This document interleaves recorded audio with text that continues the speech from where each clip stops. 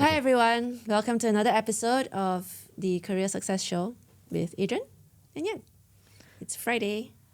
How's everyone doing? Today we are coming up with a very special episode because we're going to talk about something really controversial that we came up with. It's not controversial, I mean, it's got but lot it's of... something that we've put into our new book. Yes. Our new book, which is a shameless plug-in, it's coming out in October.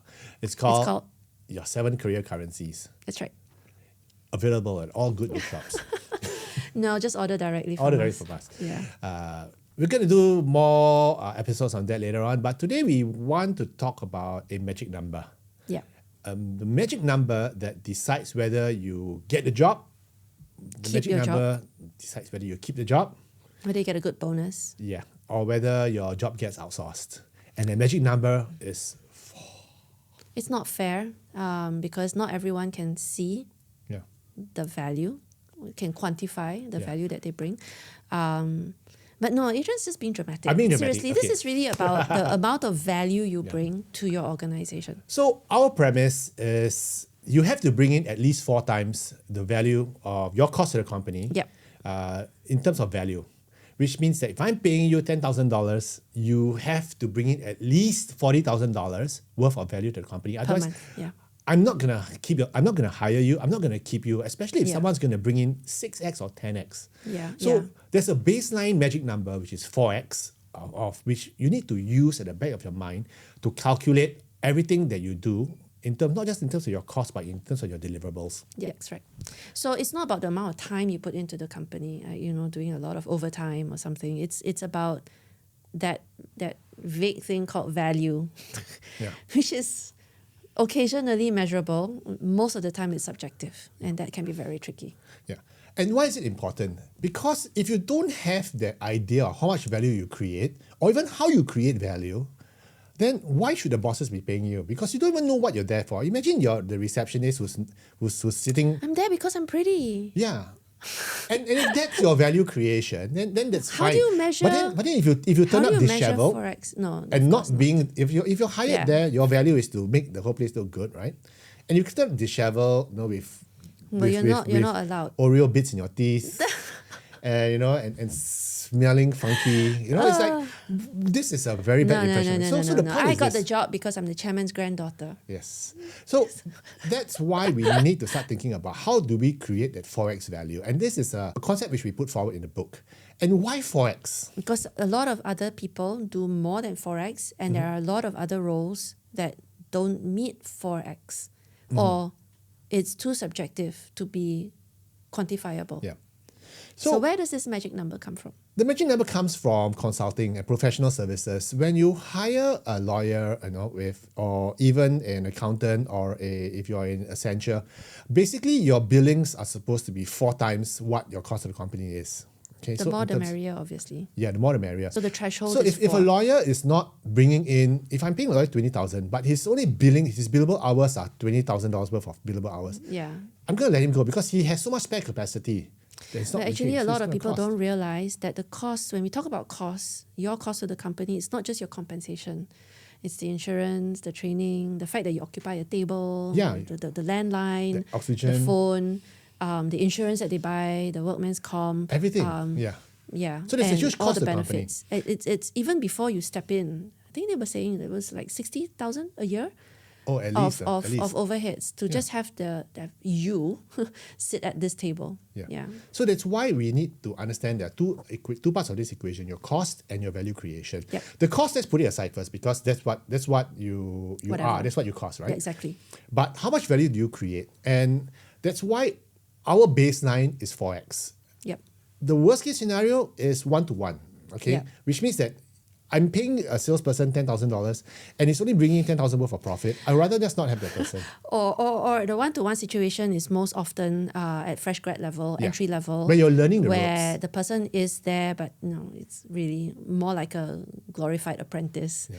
So that's okay. But there's only so much time before they start questioning, wait, hang on, it's been 2 years and you're still only giving me 1x. It's a problem. So the whole idea is to push up Yeah. to 2x, 3x to 4x. If you're at senior levels, it's more than 4x. So that's the tough news for you. And it's important because as far as the value creation is concerned, you have to know how you're creating value. And you have to push that idea that I'm creating that value to your bosses, so your bosses know that you're actually doing this that creates that kind of value. Yep. And it's difficult when you are in an overlay position. Right? Absolutely. If you're in a regional a manager of a team yeah. of 10, each of your 10 people have a KPI, and then you're just at overlay. They have their own Forex. And you are so expensive because Yeah. you're looking after the whole region. And you're costing them more because your expense is higher because you're flying into all the countries.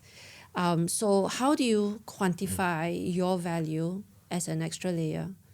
So a lot of organizations tend to delayer when they restructure, don't they? Yeah. And they take up. So and especially when your bill is being paid by the in-country leaders, they want to see, hey, look, I'm paying this guy, I'm paying headquarters for X dollars. He hasn't brought any increase in sales or revenue or any value. It's not really made any difference So in all the deals. yeah. I'm like, why am I paying for it? why is there a cost? Why is there a line item? Yeah. What On my value is this guy P&L? creating, Yeah. right? So that's why we have to be very cognizant of the value we create. And once again, it's always about the 4x or more value. And it's really important that you shift your mindset to, okay, now how do I create more? And that's why it's really really critical. hard though. Easy for salespeople, and I think those 1 degree separated from revenue, like maybe marketing folks. Yeah. But everyone else, it's really hard. Like the supply chain guy, the warehouse guy, the pantry person, Remember the office administrator, the technology partner ecosystem HR. guy? Yes. Yeah. He's being paid close to $500,000. Yep.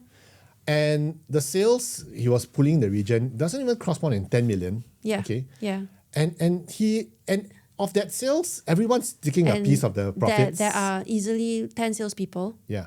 right? Each one carrying $1 million. Correct. So And his job is just to keep the partners happy. For $500,000, it's ridiculous. So that's why he was laid the off. equation doesn't make sense. Yeah, so that's why you need to figure out what are my outputs, what's the commercial, how many of them can I directly attribute to myself, how can I increase it. So the caveat is basically it's hard to measure, especially the what you say if you're in HR or finance. Yep. Then your measurement isn't just in terms of pure profit, but in terms of cost savings, efficiencies, how you enable the guys who can make the money to make the money. Yep. And it's still a thankless job. Yeah. And that's why you really have to keep thinking. And because of that subjectivity, we do a lot of coaching to help individuals with articulating their value proposition. Yeah. So making sure that they log their achievements, making sure that they quantify where possible, giving them the vocabulary so that every performance review doesn't fall flat and then you get like a 2% increase. It's so sad. It's sad. But that So happens, sad. you see. And I guess the old word which people used to think about this concept is called productivity. Yeah. How productive are you? And if you're not increasing your productivity, then why am I paying you the kind of money? The other caveat is that different industries may have different numbers. Oh, yes. So if you're in a low margin type industry like manufacturing and all those, then maybe the numbers are different. Okay, Yep. but if you're in a high tech industry where the margins are bigger, It's 20x, 100x. yeah, it could be that kind of volume. So don't take 4 as a rigid number. It isn't. But what we're trying to say is you want to use this to think about value creation. Yes. Like make sure that every day that passes, you're doing something that your boss can see, that your boss appreciates, because value creation in covering your leader is also good Yes. value. Yes. It's just not quantifiable. Correct.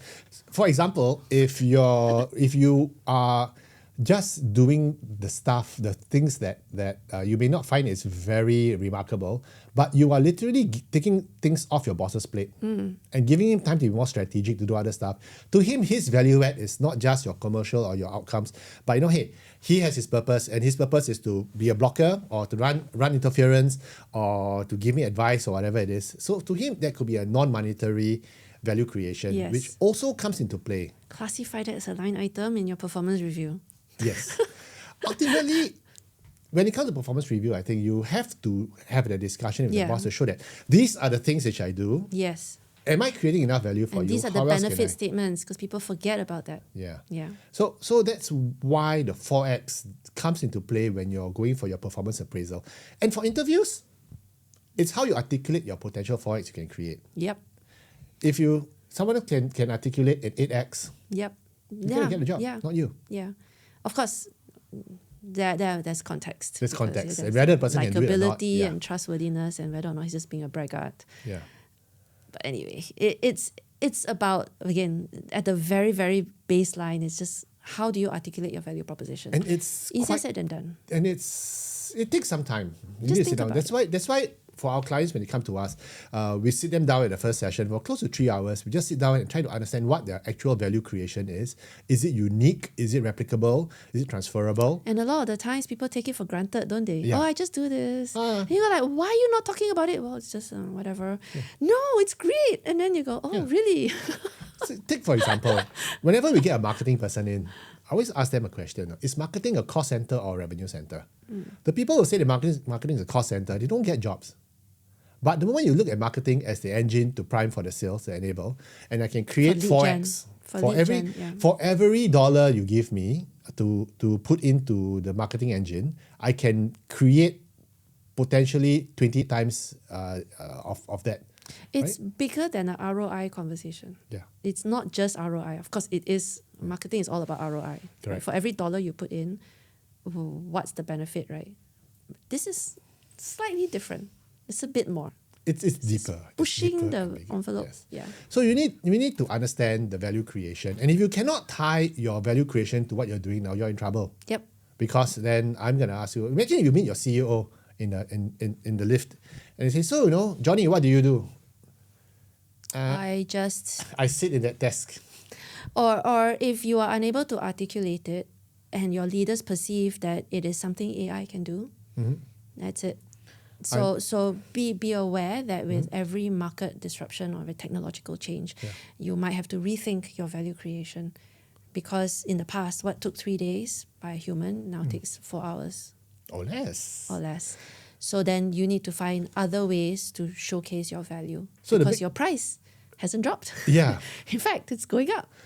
And to that point, which you just brought up a very good point, is that even if you can articulate all the value you create and it's 4x, okay, over 5x, if someone in Malaysia or somewhere else that's cheaper can produce the same output, but because they're cheaper by half, their output is now 20x. Yes. Okay, it's double because your denominator just shrunk.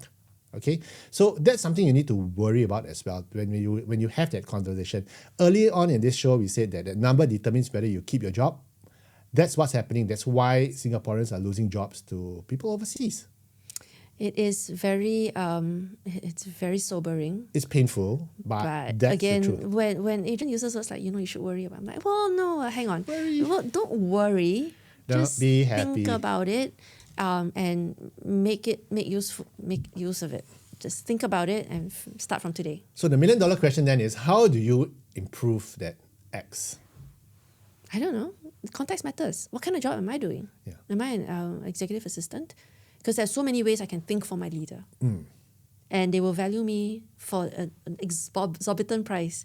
Because I'm thinking about the secretaries in suits. Oh, Again, the amazing Donna. I know it's a very old series. But she probably worth. no, but you got a point. More. You got a point. Yeah.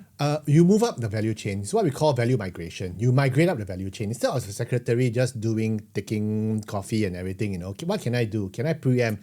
I think she could do his job. Yeah, and she can give advice. She can handle. So one way to improve your X is to move up into the value chain. What we call value migration. You move up. Okay, instead of just being the marketing guy who handles the materials, so you use AI. You come in with new proposals, new ideas. How can I cover more? How can I do it faster? How can I produce better outcomes? So the way to improve your X is through doing things better, using AI tools. And as I'm listening to him, I'm going like, OMG. So much work to do. I'm tired already. But there's something you have to do, because if you're not moving up the value chain, your progression is stuck. Yeah. And people complain about the glass ceiling, or they complain about outsourcing, or they complain about the jobs going to other low-cost countries. Don't complain. Do something about it. That's the truth. And you can't handle the truth. Okay, so that's why. But on the big picture, what we are saying is this: at the back of your boss's mind, there is that equation. The question is, are you worth what I'm paying you? Yeah. And if someone else can do more for what I'm paying you, or paying you less for whatever you do, You get what I mean? For that, It's gotta you be know, you've got that side of the it's a coin no-brainer. where the boss looks at you and go like, I think I'm paying you too much for this. Yeah. But on your side, you're probably thinking, I'm not paid enough for this. Yeah. And never the twain shall meet. And that's where you need to come talk to us. Because there's some clarity that's required. Correct. Yeah. So But anyway. our advice is take a piece of paper, write down the activities that you do, find out what is the benefit. Can you put a commercial outcome? Can you put a value dollar for Yeah. on it? Okay. Ask yourself, is that am I being worth being paid what I'm being paid? Would I pay myself that money? Sometimes a lot of people say I don't get enough for the work that I do. Then ask for more work. And a lot of So that you can be or some continue to be people go like, underpaid. I can't believe I'm being paid for this. This Yeah. is amazing. It's all subjective, right? Yeah. It is very, very contextual. And it can get very frustrating as well. If you need help, you can reach out to us, Yes. info@careeragility.org. In the meantime, keep coming and carry on. And remember your 4X and more. Have a good one.